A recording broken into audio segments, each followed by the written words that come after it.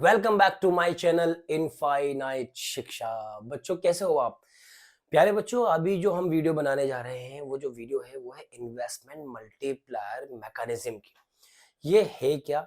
अभी last video में हमने पढ़ा था इन्वेस्टमेंट मल्टीप्लायर क्या होता है। इन्वेस्टमेंट मल्टीप्लायर जब इन्वेस्टमेंट में कोई भी चेंज आता है तो उस चेंज के बाद एक प्रोसेस एग्जिस्ट हो जाता है। उस प्रोसेस के चलते होता क्या है, फाइनली हमारी नेशनल इनकम इंक्रीज हो जाती है।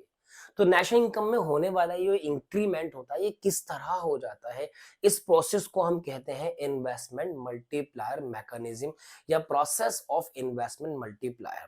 तो आज हम इस प्रोसेस को ही आपको समझाएंगे कि जब किसी भी इकोनॉमी के अंदर जब इन्वेस्टमेंट होता है तो उस इन्वेस्टमेंट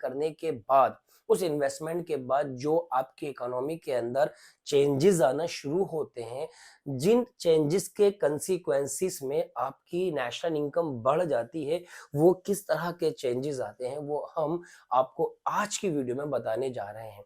तो इस वीडियो को पूरी लास्ट तक देखिए और समझने की पूरी कोशिश कीजिए। इस प्रक्रिया को समझने के लिए हमें कुछ चीजें एज्यूम करनी होंगी।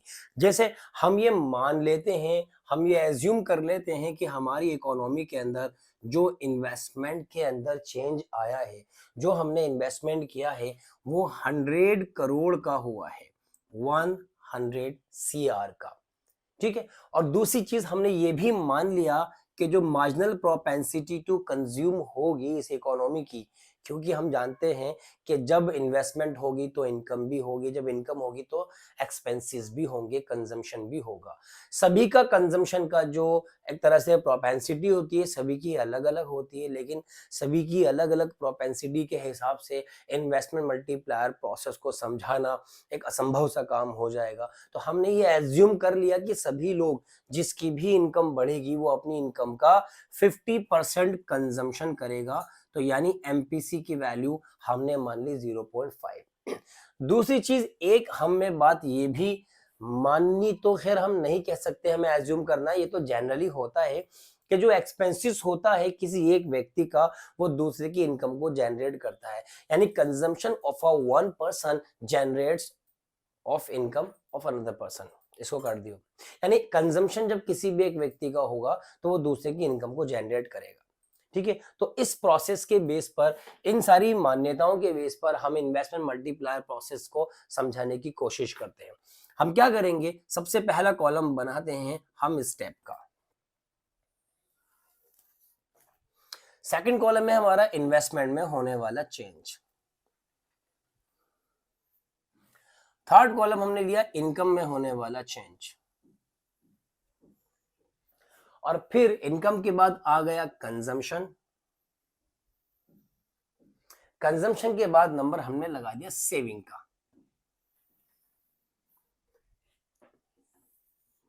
और अब देखिए फर्स्ट स्टेप पर क्या होता है। फर्स्ट राउंड जो होगा, हमने इन्वेस्टमेंट किया 100 करोड़ का। लो जी, 100 करोड़ इन्वेस्टमेंट हो गया। और इन्वेस्टमेंट जो होता है, investment is a kind of expenditure. और अभी हमने आपसे एक बात बोली थी, किसी भी एक व्यक्ति का खर्चा दूसरे की इनकम को जनरेट करता है। तो ये जो इन्वेस्टमेंट है ये कहीं ना कहीं खर्च हुआ होगा।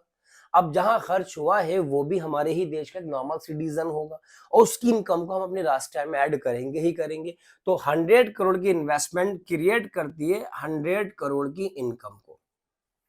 अब जिसकी ये इनकम हुई है 100 करोड़, वो खर्चे करेगा। अब खर्चा कोई कितना भी कर सकता है, लेकिन हमने यहाँ पर एज्यूम किया है कि जो खर्चा करने का प्रोपेंसिटी है वो 50% की है। जितनी भी इनकम बढ़ेगी उस बढ़ी हुई इनकम का 50% खर्चा बढ़ जाएगा। तो यहाँ पर इनकम जब 100 करोड़ से बढ़ी है तो 50 करोड़ से हमारा खर्चा बढ़ेगा, तो कंजम्पशन में आने वाला चेंज 50 करोड़, और बाकी रेस्ट ऑफ द अमाउंट आपका चला जाता है सेविंग में। सेकंड स्टेप पर हम क्या करते हैं, हमने इसी इन्वेस्टमेंट के प्रोसेस को बताना है, तो इन्वेस्टमेंट हमारी इतनी ही रहेगी। अब आप जानते हो कि जो ये खर्चा हुआ है, कि एक्सपेंसेस जो है किसी एक व्यक्ति का किसी दूसरे की इनकम तो होगी। तो जब ये आपकी इकोनॉमी के अंदर 50 रुपए का खर्चा हुआ तो 50 की इनकम भी इंक्रीज हो जाएगी। यानी फर्स्ट स्टेप का एक्सपेंसेस सेकंड स्टेप की इनकम होगी। अब ये इनकम जो हुई है किसी की, ये भी खर्चे करेगा। अब ये कितना खर्चा करेगा, जैसा कि हमने माना है कि 50% खर्चा करता है, तो जब जिसकी इनकम 50 करोड़ हुई है वो 50 करोड़ का 50% एक्सपेंस करेगा, तो 25 करोड़ आपका कंजम्पशन में जाएगा and rest of the amount जो होगा वो सेविंग में चला जाएगा। थर्ड स्टेप पे यही प्रोसेस दोबारा से रिपीट हो जाएगा, इन्वेस्टमेंट हमारी उतनी ही रहेगी, लेकिन सेकंड स्टेप का कंजम्पशन थर्ड स्टेप की इनकम होगी, यानी थर्ड स्टेप पे इनकम कितनी बढ़ गई, 25 करोड़ से बढ़ जाती है। अब थर्ड स्टेप वाला 50% खर्चा करता है जो कि 12.5 सीआर एंड 12.5 सीआर सेविंग। बिल्कुल ऐसे ही फोर्थ स्टेप पे लास्ट समझ लीजिए आप, क्या होता है कि इन्वेस्टमेंट तो कांस्टेंट ही रहेगी, लेकिन जो थर्ड स्टेप का कंजम्पशन है वो फोर्थ स्टेप की इनकम बन जाएगी, और इस इनकम का 50% यानी 6.25 कंजम्पशन में जाएगा और बाकी 6.25 सेविंग में जाएगा, and this process going on.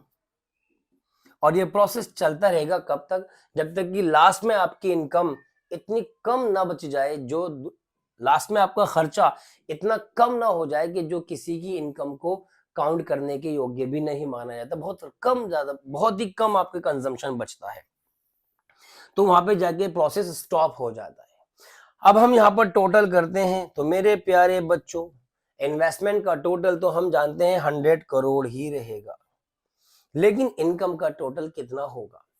Income, कुछ स्टूडेंट क्या सोचते हैं कि जितनी इनकम हमने दिखाई है इसी को ऐड कर लेंगे, नहीं बेटे, ये इनकम लास्ट तक चलती रहेगी और जितने भी स्टेप्स आएंगे उन सब की इनकम का टोटल यहाँ पे लिखा जाएगा। अब हमें यह कैसे पता लगेगा कितना टोटल यहाँ पर हम लिखे, तो मेरे प्यारे बच्चों यहाँ पे टोटल निकालने के लिए हम क्या करेंगे कि यहाँ पे कितना अमाउंट आएगा टोटल, उसके लिए हम क्या करेंगे, हम एमपीसी की सहायता से इन्वेस्टमेंट मल्टीप्लायर की वैल्यू फाइंड आउट कर लेंगे, और एमपीसी की सहायता से जब इन्वेस्टमेंट मल्टीप्लायर को फाइंड आउट किया जाता है तो फॉर्मूला होता है 1/1 माइनस एमपीसी। ये मैंने अपनी पिछली वीडियो में आपको बताया है, अगर आपने इसको नहीं देखा अभी तक तो लास्ट वीडियोस जरूर देखें जिसमें इन्वेस्टमेंट मल्टीप्लायर स्टार्टिंग से समझाया गया था। अब यहाँ पर आप देख सकते हैं कि 1/1 माइनस एमपीसी की जो वैल्यू है वो 0.5 है। 1/0.5 हो जाता है, अगर 1 में से माइनस करते हैं 0.5 को तो अमाउंट बैलेंस बचता है 0.5। अब 0.5 से 1 को डिवाइड करेंगे तो ये आ जाएगा 2। यहाँ पर इन्वेस्टमेंट मल्टीप्लाई की वैल्यू 2 आ गई। अब इन्वेस्टमेंट मल्टीप्लाई क्या होता है आपको पता ही है, मैं फिर आपको रिमाइंड कराता हूँ, मैंने लास्ट वीडियो में बताया था कि इन्वेस्टमेंट मल्टीप्लायर हमें ये बताता है कि इन्वेस्टमेंट करने के बाद हमारी इनकम में कितने मल्टीपल्स, कितने टाइम्स इंक्रीमेंट हुआ।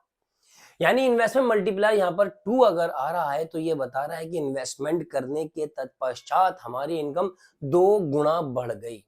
और इसको ऐसे भी निकाला जा सकता है कि जब आपके पास के की वैल्यू हो और इन्वेस्टमेंट भी आपके पास हो और आपको फाइनली चाहिए हो डेल्टा वाई, तो हम फॉर्मूला लगाएंगे जो इन्वेस्टमेंट मल्टीप्लायर का बेसिक फॉर्मूला था, delta Y upon delta I. के की जो वैल्यू है वो 2 है और डेल्टा वाई तो हमें फाइंड आउट ही करना है, तो डेल्टा वाई को एज इट इज छोड़ दिया जाए, बाकी डेल्टा आई जो कि कितना है 100 है, तो इसको क्रॉस मल्टीप्लाई किया तो delta Y as it is आ गया और 100 की 2 से मल्टीप्लाई की 200 आ गया। जैसा कि मैंने अभी आपको यही बताया था कि जो के की वैल्यू निकल कर आती है वो हमें ये बताती है कि इन्वेस्टमेंट से कितना टाइम्स इनकम में इंक्रीमेंट हुआ, तो के की वैल्यू है 2, तो 2 का मतलब है 2 टाइम्स हुआ। इन्वेस्टमेंट कितना था 100 और 100 का 2 टाइम्स बैठता है 200। फॉर्मूले से भी फाइंड आउट किया जा सकता है और ऐसे भी आप अंदाजा लगा सकते हो। तो पता ये लगा यहाँ पर जितना भी टोटल आएगा वो 200 आएगा। तो आपने इन्वेस्टमेंट किया कितना 100 और इनकम कितनी बढ़ गई 200। तो इस तरह इन्वेस्टमेंट करने के बाद इनकम इंक्रीज हो जाती है। अब यहाँ पर जब कंजम्पशन है तो कंजम्पशन का भी टोटल निकाल लो। कंजम्पशन का टोटल निकालना कोई मुश्किल बात नहीं है। जब आपके पास इनकम आ गई और इनकम का हर स्टेप पर आपने 50% कंजम्पशन लिया है तो टोटल में भी 50% ही आएगा। तो आपकी इनकम में होने वाली वृद्धि 200 करोड़ और कंजम्पशन में होने वाली वृद्धि 100 करोड़ और बाकी सेविंग में चला जाता है 100।